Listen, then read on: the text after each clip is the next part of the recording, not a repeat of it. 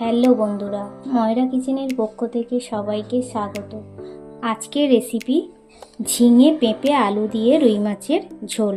তো এখানে আমি নিয়ে নিয়েছি পেঁপে, ঝিঙে, আলু আগে থেকে কেটে নিয়েছি। এখানে রুই মাছ ভেজে নিয়েছি। চলো রান্নাটা শুরু করা যাক।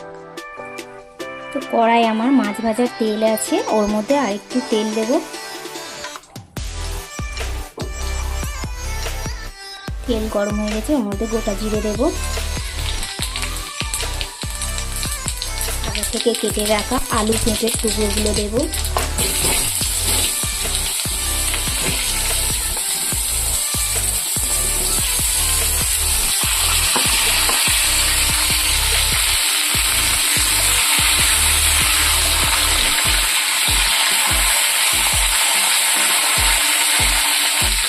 সবজিগুলো ভালো করে ভেজে নেব। আলু পেঁপে ভাজা হয়ে গেছে, ওর মধ্যে দিয়ে দেবো ঝিঙে।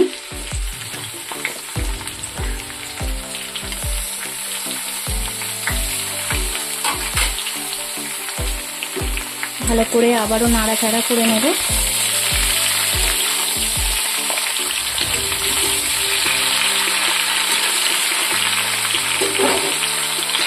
ওর মধ্যে দিয়ে দেবো আদা কুচি, 1 চামচ নুন, 1 চামচ হলুদ গুঁড়ো, 1 চামচ জিরের গুঁড়ো, 1 চামচ লঙ্কা গুঁড়ো। ভালো করে নাড়াচাড়া করে নেব।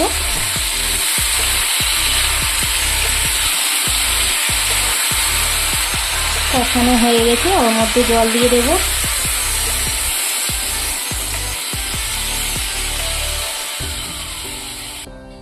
পরিমাণ মতো জল দিয়ে দিয়েছি, এবার ঢাকা দেব।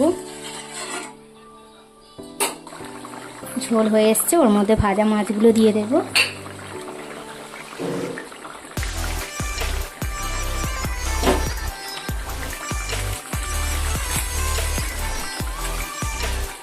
আবার একটু ফুটতে দেব। রেডি হয়ে গেছে পেঁপে, ঝিঙে, আলু, রুই মাছের ঝোল। চলো এখন নামিয়ে নেওয়া যাক। রেডি হয়ে গেছে রুই মাছের ঝোল।